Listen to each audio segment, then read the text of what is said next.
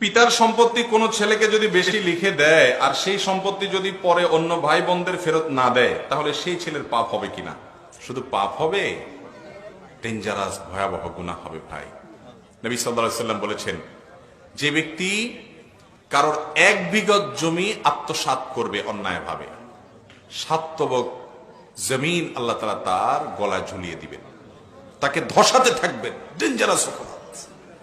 আপনার বাবা অন্যায় করেছেন, ভুল করেছেন, ভাই বোনদেরকে যার যতটুকু হিস্সা কোরআনে দেওয়া, সব ভাইকে সমান দেওয়ার কথা ছিল, সব বোনকে সমান দেওয়ার কথা ছিল, উনি বেশ কম করে দিয়ে গেছে, আপনি সেটা নিতে পারেন না, তিনি অন্যায় করেছেন। আপনার সম্পদকে আল্লাহ যখন বলে দিবেন অমুককে এই হারে দিবা, অমুককে এই হারে দিবা, ফরিদাতাম মিনাল্লাহ, এটা আল্লাহর নির্ধারণ, আল্লাহ যখন কোরআনে বলে দেয়, তখন আপনার বাবারও ক্ষমতা নাই ওনার নিজের সম্পদ সন্তানদেরকে কম বেশি করে দেওয়া। কথা কি বুঝাতে পারছি?